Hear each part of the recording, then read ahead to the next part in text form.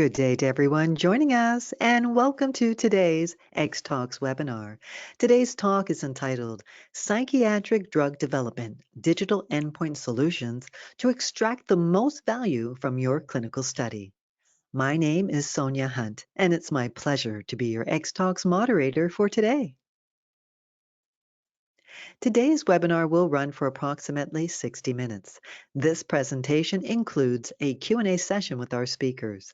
This webinar is designed to be interactive, and webinars work best when you're involved. So please feel free to submit questions and comments for our speakers throughout the presentation using the questions chat box, and we'll try to attend to your questions during the Q&A session. Now, this chat box is located in the control panel, which is found on the right-hand side of your screen. If you require any assistance, please contact me at any time by sending a message using this chat panel. I'd also like to welcome our attendees viewing this presentation from our LinkedIn Live event and encourage you to submit questions as well via the comments tab. At this time, all participants are in listen-only mode. Please note that this event will be recorded and made available for streaming for those who have registered on xtalks.com. At this point, I'd like to thank Clario, who developed the content for this presentation. Clario is a leading healthcare research technology company that generates the highest quality clinical evidence for their pharmaceutical, biotech, and medical device partners. They offer comprehensive evidence generation solutions that combine eCOA, cardiac safety, medical imaging, precision motion, and respiratory endpoints. Clario's science, technology, and operational experts have helped deliver over 26,000 trials and contributed to over 800 regulatory approvals in more than 100 countries. For more than 50 years, they have provided deep scientific expertise and the broadest endpoint technologies to help transform lives around the world. Now it's my pleasure to introduce our co-moderator for today's event, and he is Dr. Todd Rideau. He is the Executive Vice President and Chief Medical Officer at Clario, providing medical scientific leadership across the organization. He has nearly 20 years of clinical cardiology and pharmaceutical research experience with a career predominantly focused on drug safety. He has board certifications in cardiology, cardiac electrophysiology, nuclear cardiology, and adult echocardiography. And next is my pleasure to introduce the rest of our speakers for today's webinar. And I'd like to introduce you to Dr. Preetak Verma, Director, eCOA Science and Consulting at Clario. And Dr. Verma is an MD with more than 20 years experience in clinical research. He has served as clinical investigator in global neuropsychiatry clinical trials. Dr. Verma is an MD with over 20 years experience in clinical research. He has worked extensively in global neuropsychiatry clinical trials, including areas of AD, schizophrenia, MDD, bipolar, dementia, and other behavioral disorders, infectious diseases, and dermatology. And next is Dr. David Scott. He is the Vice President of Medical and Scientific Affairs at Clario. As an expert in neuroscience, David has developed real-time fMRI applications to treat chronic pain, depression, and addiction. He aims to facilitate drug development through standardized measurement of the neurocorrelates of neurodegenerative and other centrally mediated diseases. And finally, it's Dr. Alain Gay, Senior Cardiology at Clario, and Dr. Gay is board certified in cardiology. After completing his training as a cardiologist at the Hôpital Cardiolique in Lille, France, Dr. Gay practiced for 10 years in community hospital and completed his training in cardiac electrophysiology and cardiac pacing. He is board certified in cardiology with 10 years of practice in cardiac electrophysiology and cardiac pacing, as well as contributing to establishing study standards in heart failure. He is a contributor to the Clario ECG Core Lab and reading Holters and other recording devices rather. Now that the introductions are out of the way, it is now my pleasure to pass the mic over to Todd. So Todd, when you're ready, you may begin. Great. Well, thanks for the kind introduction, Sonia. Good morning and afternoon, everyone. Thank you for joining us. As Sonia said, my name is Todd Rideau. I'm very glad to have the opportunity to host this interesting and quite packed session today about digital endpoint strategies in psychiatric drug development. Over the next 45 minutes or so, we're going to take you through a range of endpoint solutions, highlighting the role that innovative technologies can play within a successful development program. On the screen here is our agenda. I'll start us off with a brief introduction, just to level set us all on the different psychiatric conditions within the therapy area, the current treatment paradigms, and highlight some of the unique challenges to development in this space. Dr. Verma will then speak to clinician and patient-reported outcomes and review some strategies and methodologies for increasing data accuracy. The imaging advancements in this space are really quite interesting, and we'll hear from Dr. Scott about this, with a particular focus on the role for functional MRI. And then to wrap us up, Dr. Gay will speak to cardiac safety strategies, particularly given the history of several drug classes in this space that are well known to cause QT prolongation or have an impact on heart rate and blood pressure. So you can go to the next slide. And sorry, one more. And obviously, I'm not going to go through everything here, but at a high level, I've broken this down into 4 major families of indications, as you see here: depression and other depressive disorders, bipolar disorder, schizophrenia, and anxiety disorders. So starting with depression, this is, of course, largely includes major depressive disorder, but also many other conditions like seasonal affective disorder, peripartum depression, adjustment disorder with depressed mood. The lifetime prevalence in this pillar is very high, nearly 20%, and twice as high in women as in men. Depression is a substantial risk factor for suicide. Interestingly, the recurrence rate of MDD after stopping medications for a year is as high as 50%, meaning this is not just an episodic disease, it's a chronic disease. So treatments here are drugs that you're likely familiar with, including the second generation antidepressants like SSRIs and SNRIs, and also non-pharmacologic treatments like cognitive behavioral therapy. Bipolar disorder is diagnosed by having alternating periods of major depression and periods of mania. It is less common than MDD, but still not a rare disease at all, with a prevalence of 1 to 3% and a slight female predominance. Again, this is also associated with an increased suicide risk. Current treatments are drugs you're familiar with, like lithium and valproic acid, but often bipolar can require an antipsychotic therapy as well to manage acute manic episodes. Schizophrenia includes 2 groups of symptoms, often referred to as positive symptoms and negative symptoms. Positive symptoms are things like hallucination and delusions. Negative symptoms are things like flat affect or depressed activity. Again, not a rare disease, 1% prevalence with a slight male predominance. There's over 3 million people in the US alone living with this disease. It's strongly associated with substance abuse, with homelessness, cardiovascular disease, a high rate of suicidality. Over 5% of people diagnosed with schizophrenia, their lives will end with suicide. The impact here is not just to patients, but also to families and to society as a whole. The difficulty here, though, is tolerance of medications and non-compliance with those medications due to side effects.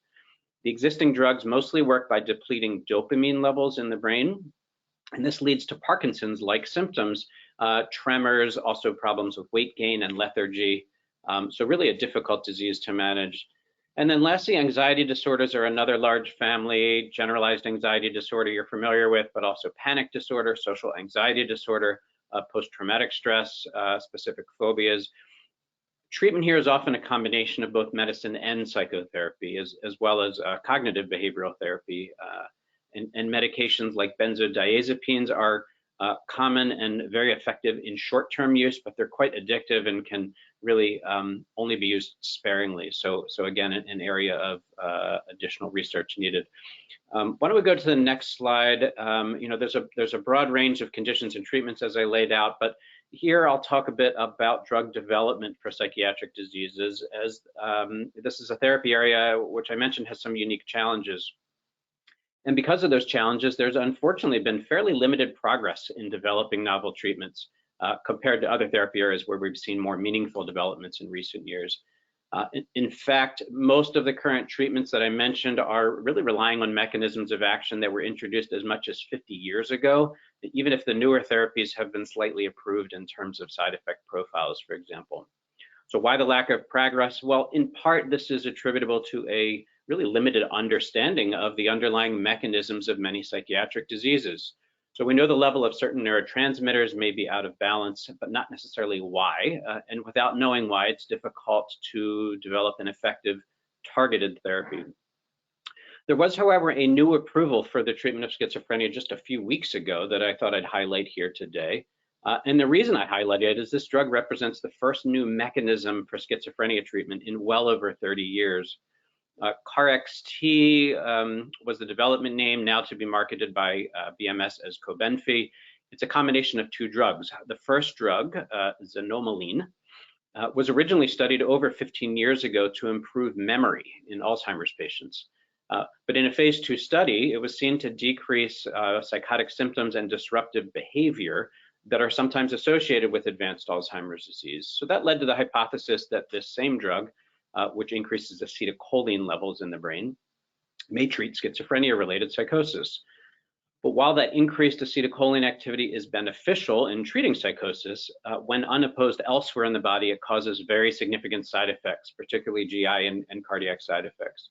So the second ingredient here in this new drug is an acetylcholine blocker. But importantly, that blocker doesn't cross into the brain. So we have a drug that's penetrating the brain for efficacy and a second drug that is managing side effects by blocking activity everywhere outside of the brain. Again, totally novel mechanism for a really awful disease that has such a massive impact on patients and society.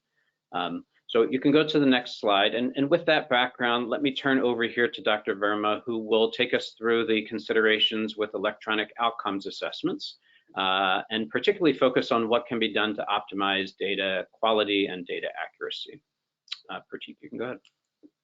Thank you, Todd, and thank you, XTalks, for inviting me. My presentation would go through some of the challenges in psychiatric indications, particularly focus that would be mood disorders and depression trials. And then I'll walk you through some of the regulatory guidelines and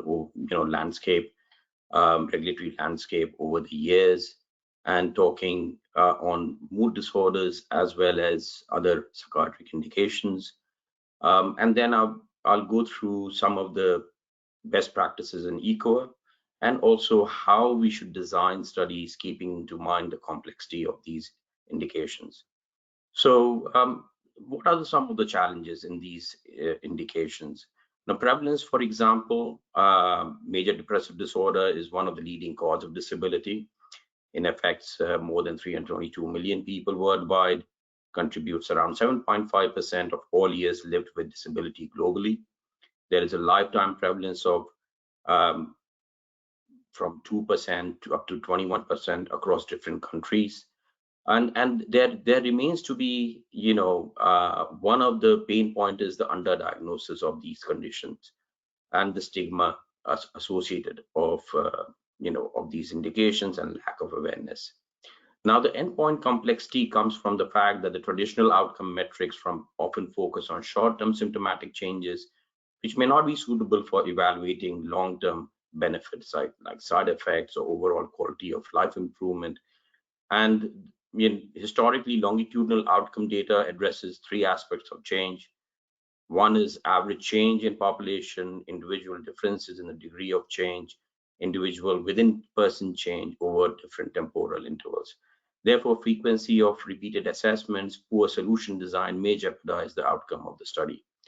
And the poor implementation of decentralized or adaptive trials may also jeopardize. Now, one of the things of the complexity of these studies are that we have been designing some of these complex decentralized and adaptive trials, but there are challenges in implementation of these studies because of the logistical challenges which comes with it. Now, looking into rate of variability, we have ascertained that there is, at the start of the program, given the subjectivity of most of the instruments which are being used, and I have highlighted a couple of them, MADRS and HAM-D, poor concordance between study investigators really causes noise in the data. And secondly, approach to the clinical interviews leads to high placebo response, thereby increasing the patient numbers and as well as increasing the length of the study. Now, coming into patient selection. One of the primary challenges accurately defining and subtyping patient, especially those with treatment-resistant depression. And I did briefly talk about placebo response, which can complicate the interpretation of the results, and then the patient engagement and retention. What we do understand is that patient engagement and retention throughout the trial is challenging, especially given the nature of the mood disorders, which affect the motivation and adherence. And also, it also decreases. So if you have inappropriate patients being screened and randomized, you would notice that your screening and randomized ratio would decrease. So it's important that you address it right at the start. Can we move to the next slide, please?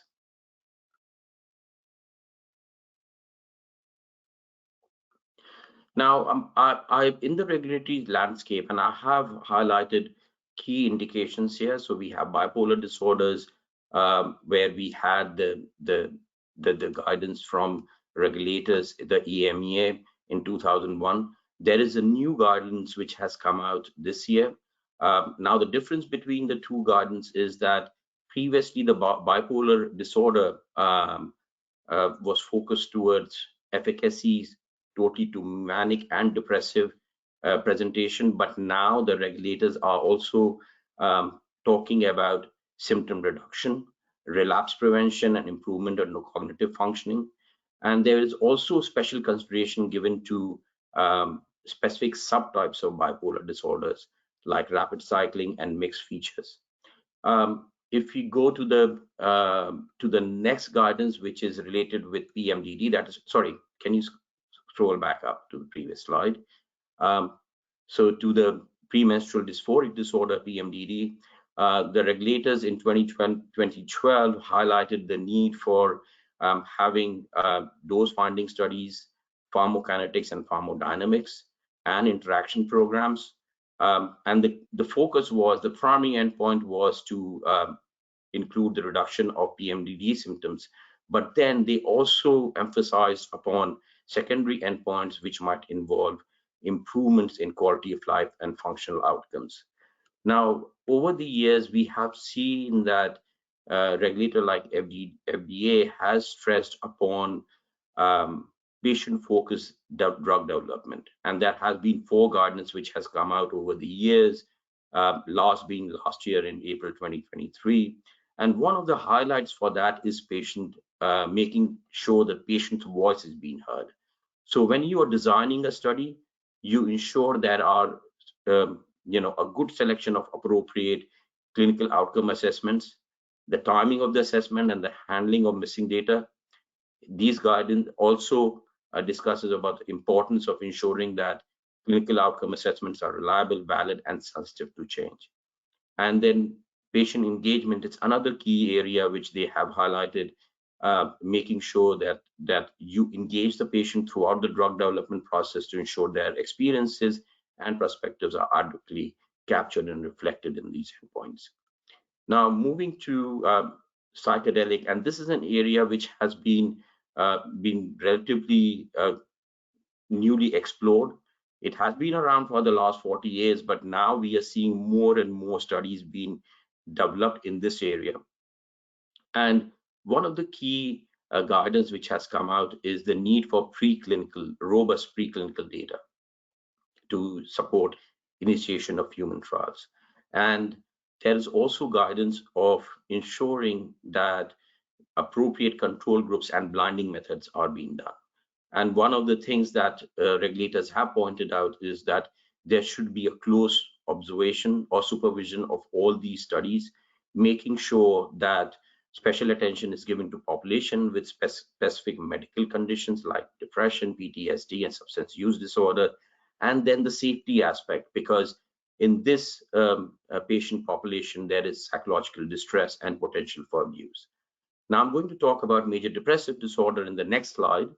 So there has been the guidance across both sides of the Atlantic from FDA and and EMEA, and both have highlighted a similar sort of strategy in addressing this disability in these individuals. And they talk about, making sure that you address the placebo response, which is fairly common. You have key endpoints like MADRS and HAM-D as primary or key secondary endpoints in major depressive disorder, and also looking into target population. Now, EMEA points out that you should be addressing new rapid acting therapies and psychedelic medication, and as well as in clinical trials with children and adolescents. Whereas FDA points out about differentiation between different drug development, that is monotherapeutic, combination, or adjunctive treatment, which does not include bipolar depression. If we move to the next slide, please.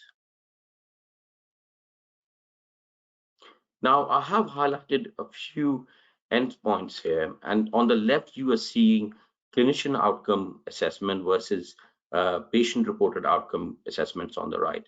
I wanted to highlight some facts about the clinical outcome assessments like MADRS. Now, I did mention earlier that there is a lot of subjectivity in some of these instruments. So I also talked about rate of variability. So now what we are seeing more and more commonly used is the structured interviews for MADRS or the HAM-D. And I would definitely vouch for that, because you would be able to then address all the symptomatology when you are interviewing a patient. So I have seen in my experience that number of times when the investigator is interviewing the patient, they do not address all the items. And then the other fact is that specifically looking into the recall period, the euthymic baseline when the patient was well for around 2 to 3 months, as well as looking into the anchor points. Now, that is something also is poorly defined in some of these instruments. So it is difficult that, for investigator to rate an item until they get a thorough interview. So it's imperative when an investigator is interviewing these patients, they use the structured interview guides for these assessments. Another thing that FDA talked about is making sure you make a formal diagnosis. And I have the mini international neuropsychiatric interview that is commonly used at screening visit to determine that the primary diagnosis is MDD or bipolar or anxiety disorder or schizophrenia, and ensuring that any comorbid illnesses are ruled out. Similarly, there is another instrument which is known as SCID, which is also a structured interview, which is also frequently used as a screening tool. As far as the patient-reported outcome measures are concerned, I would like to highlight some of these self-reported measures, particularly focusing on Columbia Suicide Severity Rating Scale. This is a scale which is commonly used in number of studies in MDD, as well as other non-neuroscience indications, so something that can be considered. Can we move to the next slide, please? Now, I would like to focus next segment of my talk on, what can we incorporate as far as designing studies, looking into electronic clinical outcome assessment best practices, and particularly focus is on mood disorders. So I talked briefly about MADRS, but how do you make sure that when you are employing these tools on an electronic device, you are capturing the essence of a paper scale? And also ensuring that you have built-in logic and making sure that you are evaluating more efficiently and constantly between the raters. So it's important that whoever is designing the scale on an electronic device takes that into account to improve compliancy and data accuracy, and also to ensure that you address any rater variability. You have rater training right at the start, and that rater training is on a single system along with the electronic clinical outcome assessment, so that you get only those raters who are qualified on your training and and then assessing those eCOA. Another thing that to keep into mind is looking into risk-based monitoring, and FDA has spoken about risk-based monitoring as a good tool employed in clinical studies. So we have central monitoring, which is a service which can be employed in these programs, and that would involve audio capture of the administration of those clinical outcome assessment. So for example, investigators interviewing a patient, that audio is recorded and then really reviewed by an expert in that indication. Another thing to consider is risk monitoring analytics, looking into the data holistically, coming from the eCOAs, coming from the central monitoring services, to ensure you get a holistic overview of what is happening in the study as far as clinical outcome assessment data is concerned. Are there any specific trends? Also looking into if there are any specific placebo response perhaps might be occurring, given that though it is blinded data, but you are seeing a trend where patients are getting better most of the at a given site, or you are seeing rated drift through variability in the data, and thereby intervening early on rather than waiting when the data has already been submitted for the whole study. Moving to this next slide, please.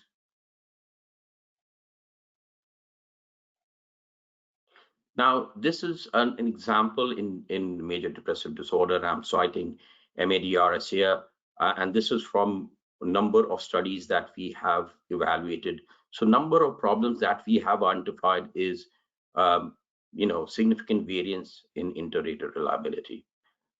And actually, number of studies have failed in this area because of high placebo response. And I did talk about, if a high placebo response is present, the study drug doesn't separate out from the placebo.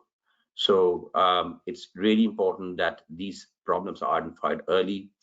Any experienced raters who have a preconceived concepts of depression should be trained at the start of the program. Any inexperienced raters which lack insight about how to administer certain instruments should also be addressed right at the start. Mid-range scores, another thing which is fairly commonly used, identified in some of these instruments, particularly the MADRS, where we see the anchor points have doesn't have all anchor points for a given item, and investigators just focus on those scores which have anchor points associated with it. And then the recall period. I did briefly touch upon the recall period not being adhered to. So for example, MADRS, there is 7-day recall period, but also important is to evaluate the euthymic baseline. So you are able to assess when the patient was well versus what the patient is undergoing in the last 7 days. Now, some of these problems that I spoke about can be addressed through using a multimedia training module, having a pre-qualification survey, which determines your investigators have the experience, have the educational credentials to, administer these scales. You can provide detection of error videos in the trainings.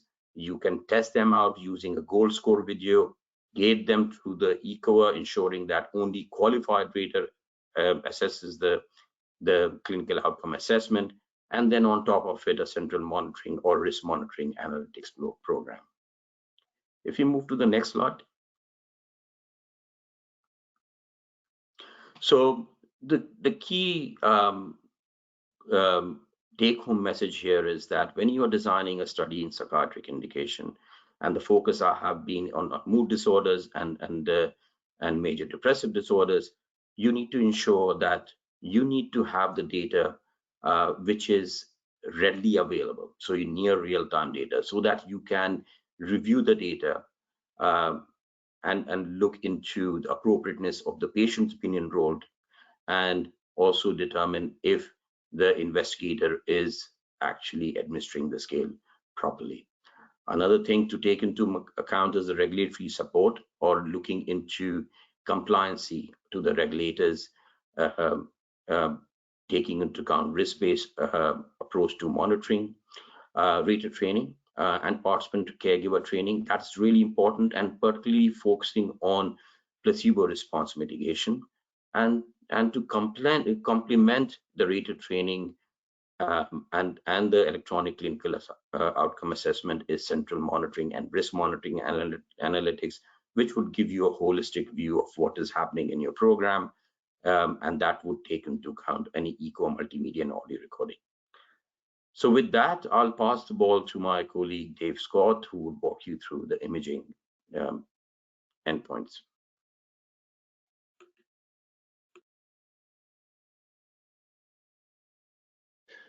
Thank you and hello.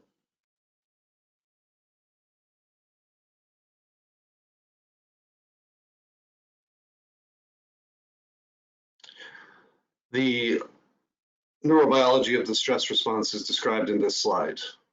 Psychological stressors are processed in the limbic brain, including some of the regions shown here: prefrontal cortex, hippocampus, ventral striatum, and amygdala. The acute stress response is adaptive and protective. When you are hiking and you see the snake on the trail, you want to have a stress response to that stimulus. When you then see that the snake is a stick, you want to be able to effectively extinguish that stress response. This is really the concept of resilience, the rapid activation and efficient termination of the stress response. Unfortunately, sustained overactivation of this stress response circuitry can become pathologic by a variety of neurotransmitters, some of which you've heard about already, dopamine among them, and other mediators. Next slide, please. Together, these mediators, these neurotransmitters, their anatomic targets form neural circuits associated with important behaviors like reward, fear conditioning. These circuits also can be non-invasively assessed using brain imaging. So if we combine that the pathologic activation and coordination within these circuits underlies many psychiatric diseases, and that we can use imaging to better understand these differences in brain biometry and function and how they relate to behavioral differences in humans, then brain imaging becomes an important tool for measuring the stress response. Next slide, please. In terms of brain imaging specifically, the tool we'll focus on today for measuring the brain stress response is functional MRI. This is a tool that's used to measure the blood oxygen level dependent, or BOLD, signal in the brain. The BOLD signal leverages the fact that oxygenated and deoxygenated blood have different magnetic properties, and so they behave slightly differently when they're in the presence of the magnetic field of the MRI scanner. We can then detect regional brain activation as an increase in the local metabolism, which means that oxygenated blood needs to be delivered to that area, to that region, and in turn we can measure that with the functional MRI technique. What we can see is that there's not just sort of brain activation patterns kind of spontaneously fluctuating, although those are occurring at rest, and that's one way of using this tool, is just to look at functional connectivity in the resting state. But you can also induce brain activation patterns via the application of cognitive tasks. We'll see an example of a number of these different tasks into some stimulus, measure the response, and potentially see the change in that response as the disease changes. There are additional techniques that we can use to kind of further pin down what we see with the functional MRI activation patterns. We can certainly use structural imaging, volumetric imaging to understand the structure of the brain and potentially how that even is changing over time, and especially white matter integrity, white matter tractography using a technique of diffusion tensor imaging. You know, these techniques are revealing the physical architecture of how this functional activation is actually traveling around the brain. But it's those activation patterns themselves that are most relevant to the stress response, and again, that we'll focus on for the next few minutes. Next slide, please. So again, the idea here is that there are these pathologic brain states that are associated with many psychiatric indications, and that these brain states are observable and consistent. So what we see is that in a variety of different induced anxiety or stress states, as well as pathologic stress states, we see a common brain activation pattern, and certain of those brain regions that were shown in the schematic of the first slide, you see are activating in the brain images shown here. We see frontal cortex, striatum, cingulate cortex, insular cortex. And what we see is that this activation pattern is common between subsets of disorders like PTSD, anxiety disorder, panic disorder, but then also that different indications of depression or schizophrenia or substance use disorder have their own pathologic brain states and brain patterns that can be consistently observed using a functional MRI technique. The fact that they can be consistently observed means we have the opportunity to use them to detect whether a given person is in or out of a particular state based on their brain activation pattern. You can potentially stratify participants based on the amount of activation, the severity, if you will, of the activation of that pattern. And again, optimistically, the change in that pattern over time, potentially through the introduction of something like a disease-modifying therapy. So the point here is that identifying and then reducing this pathologic brain activation is a viable endpoint in terms of detecting a drug effect. Next slide, please. So I mentioned there are a few tasks out there.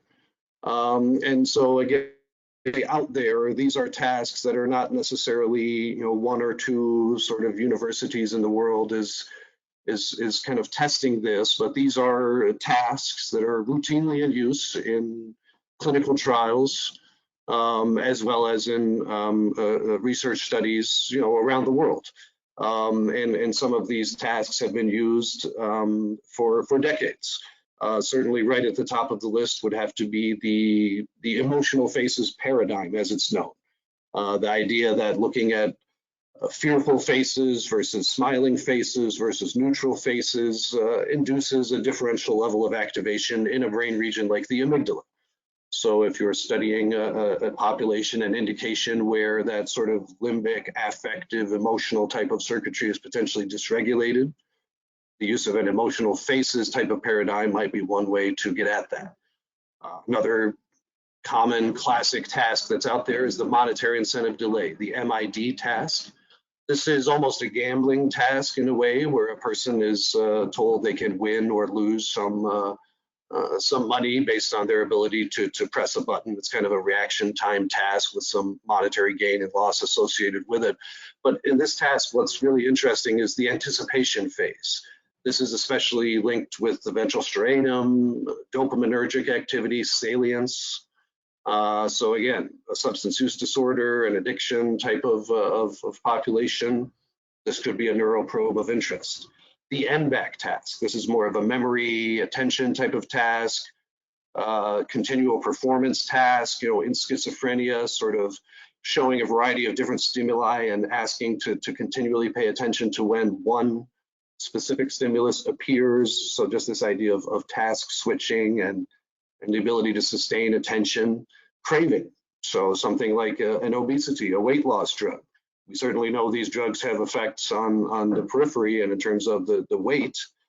Do they also have an effect on the brain, the appetitive aspects of these food cues and the craving that they introduce?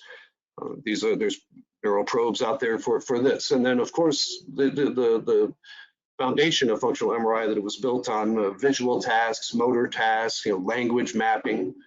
So again, these are not sort of esoteric research type of endpoints. They're used for surgical planning. They're in routine use in clinical trials. And certain of these tasks and paradigms have, again, decades of research underpinning their use. Next slide, please.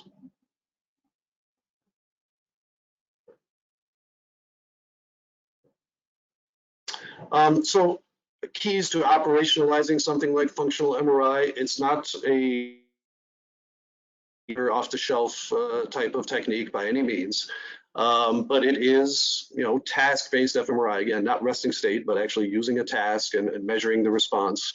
It's an endpoint we saw more than 50 industry-sponsored interventional trials in the USA alone. We know that there are trials using task fMRI in depression, post-traumatic stress disorder, schizophrenia, obesity, Alzheimer's disease, rare diseases, pediatric populations. So it is out there, but important to understand the tool and use it appropriately to have the best chance of getting an interpretable and a meaningful outcome. Number one is to be realistic about the task length and the complexity. There are some very interesting tasks that are out there, but if it takes 20 minutes in the scanner and it needs to be done at 10 different sites, you need to be realistic about the task and how that can be operationalized in a multi-center setting. Power the study based on the expected reliability or variability of the task itself. So the fMRI signal is not going to be better at the cognitive task than the task itself. So if the task itself is variable, you're going to have variability in the fMRI signal as well, and it's important to appreciate that. On the other hand, if you have a task that's well locked down, then it's a matter of making sure that the imaging matches to have that reliability be consistent. Predefine the analysis. Don't go into fishing expeditions. It's very easy with multiple comparisons to find brain regions that are activating.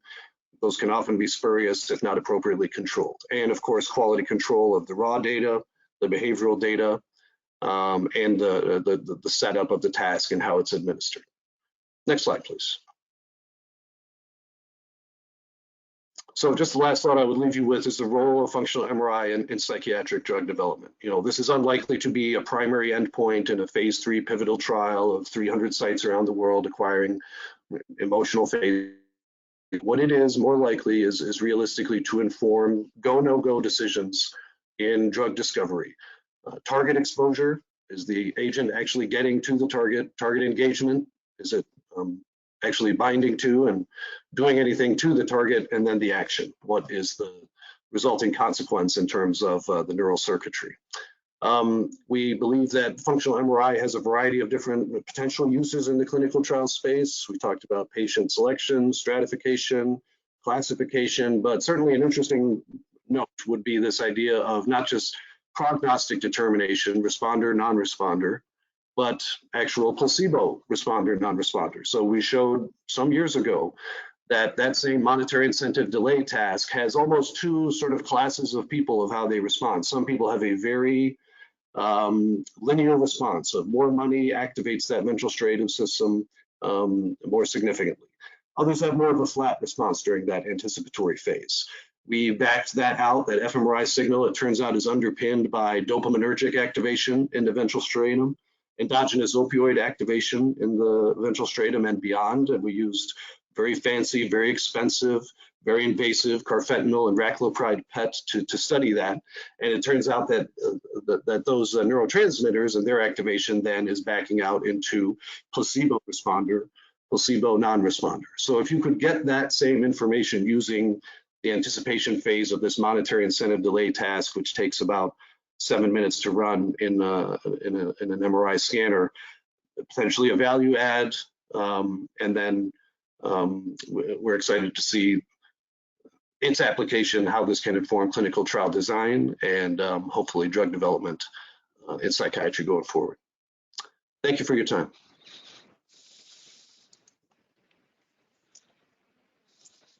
Well, thank you. My name is Alain Gay. Thank you for having me today with you. So after such beautiful lectures on efficacy, let's maybe turn to safety and safety evaluation of the patient in that context of this very specific drug development. So if we go on the next slide, we will understand why we need to assess cardiac safety in this patient population. It's mainly due to the fact, and we will delve a little bit more detail into that, that there are off-target effects of many of these drugs, like we already mentioned in the introduction, that can affect the heart and especially the cardiac ion channels. Therefore, the importance of ECG monitoring in that context. But maybe something that we don't think first thing when we think about drug development, especially in psychiatry, is the potential effect on vascular and autonomic tone. And I will also delve a little bit into more details, but some of these drugs that we want to develop can also impact the vascular tone and the autonomic tone. And like I said, I will go into more details. So it's really important to incorporate this cardiac slash vascular assessment in our understanding and how we want to develop drugs in psychiatric conditions to ensure the safety and the well-being of the participants and eventually of the patients who will get the chance to get the drug. So like I said, on the next slide, we will go into a bit more details on the ion channels which are involved, because we learn at school, med school, that there are a lot of ion channels which are actually sometimes even strictly the same in the neurons, in the brain cells, and in the heart cells, in the myocytes. So I will not go into too much detail. It's all on the slide.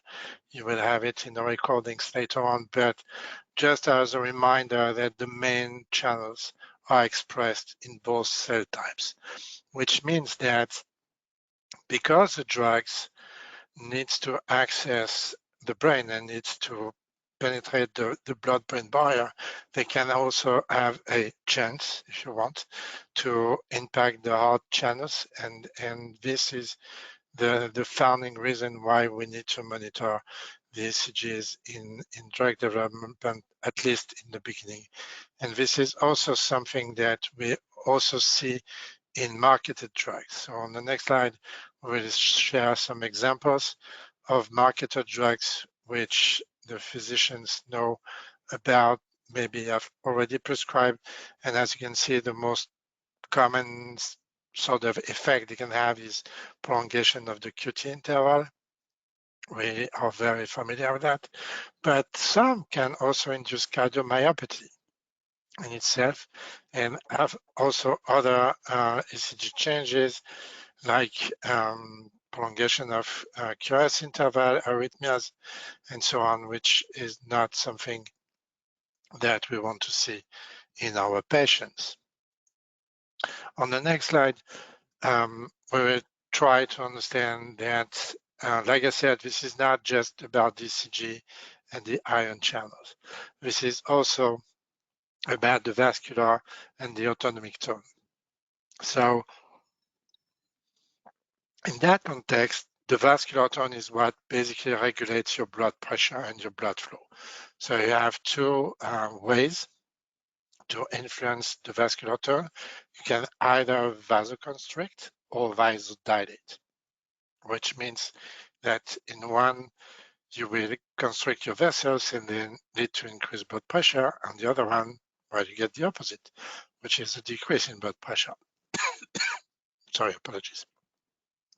The autonomic tone is what intertwines all major organs in the body under the unconscious supervision of the brain, and this may affect heart rate and blood pressure as well.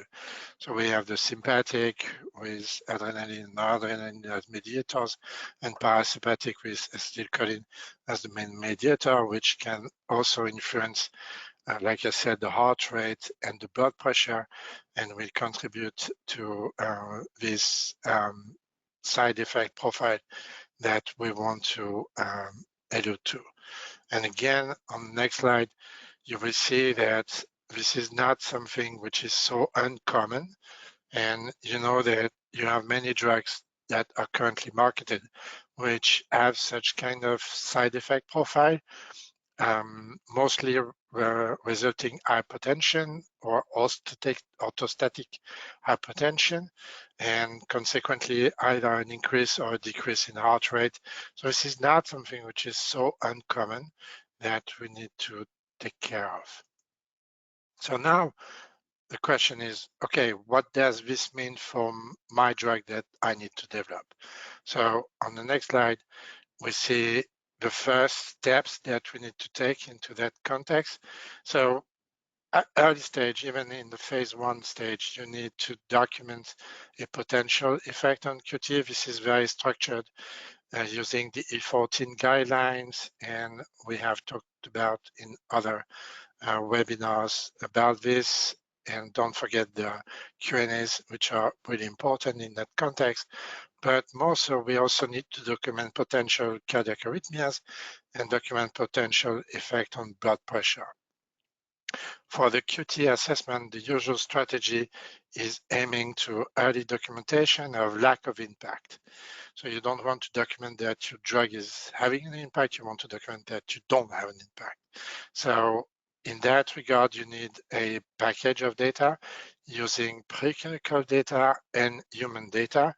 In that context, that will be a concentration QTc analysis that should be implemented.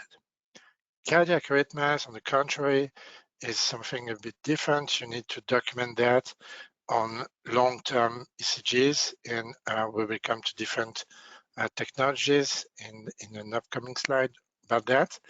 And blood pressure, well, you need to document blood pressure, and we recommend that you document blood pressure as early as your first in human, just for the sake of maybe having the data and showing that you do not have a meaningful impact on blood pressure.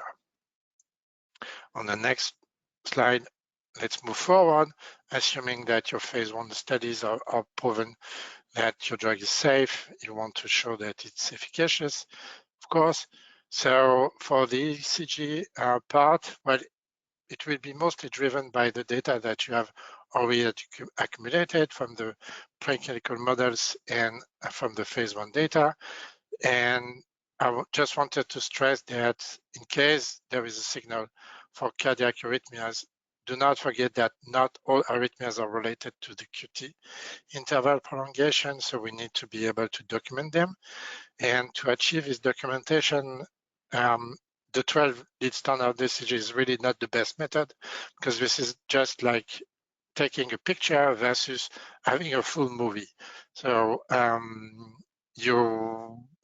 you guess already that it's better to have the full movie than just a single picture to know what's going on.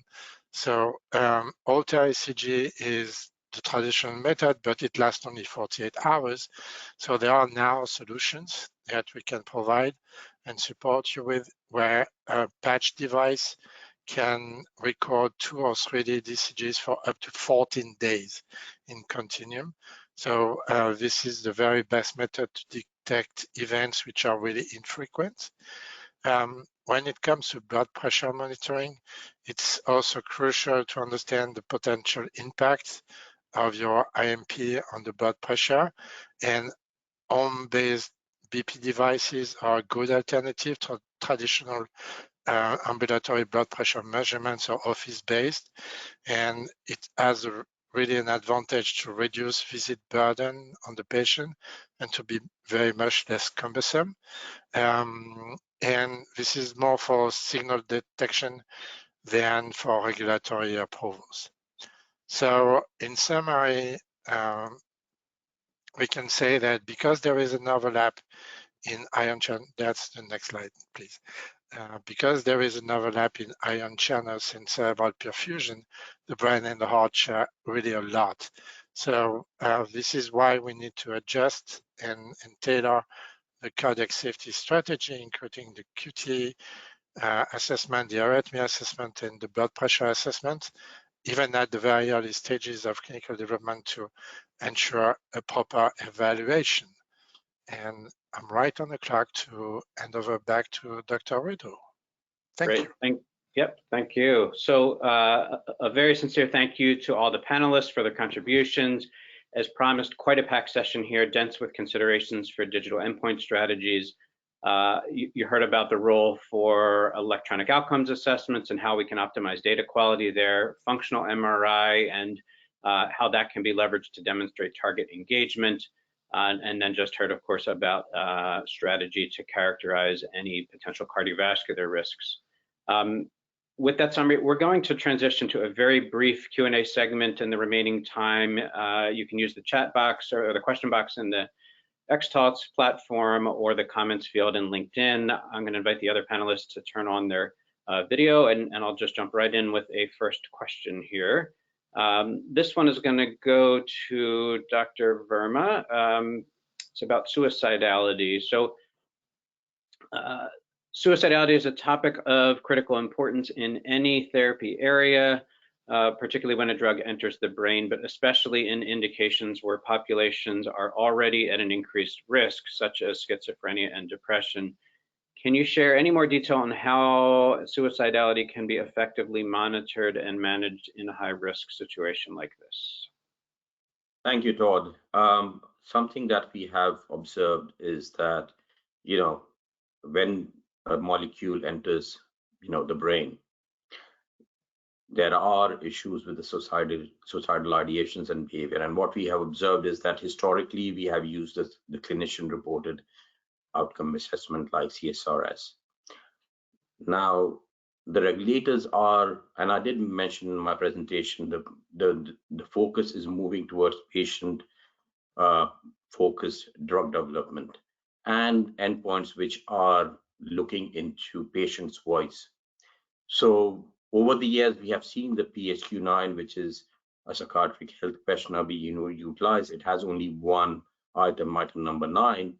But recently, we developed the patient-reported CSRS, which was developed in collaboration with Kelly Posner and Clario. So it's proprietary to Clario, and it's being used relatively common now, ensuring that patient is voicing is being heard by the clinicians, and any suicidal ideations or behavior are addressed promptly. Okay, great, thanks. For Dr. Scott, this is a quick one. If I'm considering using functional MRI in my development program in a multi-center study, is this technology available everywhere, or is certain local expertise or hardware needed? How can we determine if a site will have what is necessary? Yes, it's not something that's available everywhere. The acquisition on the MRI scanner itself is ubiquitous, but the ancillary equipment of the goggles, the button box, the software to run the task itself, and how that kind of interfaces with the scanner, that is a more specialized setup. There are expert centers that support those type of studies, almost a phase 1 clinic type of scenario, but there are other sort of standalone clinical imaging facilities who can do it. So, important to ask about the hardware they have, their experience using it. Building these capabilities up from scratch can be challenging, but there's more centers that can do it every day. Good, very encouraging, thanks. Well, I see Sonia back on screen, which I think is our cue. There are some more questions here. We will commit to follow up directed to each of you by email, so we can get back to you, whichever one of us best positioned to answer that. Sonia, I will turn over you to close us out. Thank you. Okay, well, thank you very much for all those answers. We have reached the end of the Q&A portion of the webinar. And if we couldn't attend to your questions, and there's a few, the team at Clario will follow up with you after this presentation. And please save the date and use this link. I'm going to send it right now. There you go. To join us on our next webinar on Tuesday, November the 12th, Optimizing Obesity Trials, Integrating Diverse Endpoints to Holistically Assess Safety, Efficacy of GLP Agonists and Beyond. And the link is right there for you to go ahead and register. If you have any further questions, please direct them to the email address you see there on your screen. There you go, science@clario.com. Thank you everyone for participating in today's webinar. You will be receiving a follow-up email from X-Talks with access to the recorded archive for this event. A survey window will be popping up on your screen. Your participation is appreciated as it will help us to improve on our further webinars. Additionally, I will be sharing a link, so give me a few seconds to view the recording of today's event in the chat box, which you can also share with your colleagues so they may register for the recording here as well. And for those of you watching us via LinkedIn Live events, we encourage you to visit xtalks.com to register for this event and gain access to features such as viewing the recording and more. Now, please join us in thanking our speakers for their time here today. We hope you found this webinar informative. It has been my pleasure to be your co-moderator for today's event. On behalf of the team here at X-Talks, we thank you for joining us. I'm Sonia Hunt. Until next time, please take care and bye for now. Bye, everyone. Bye-bye. Thank you very much. Bye. Bye.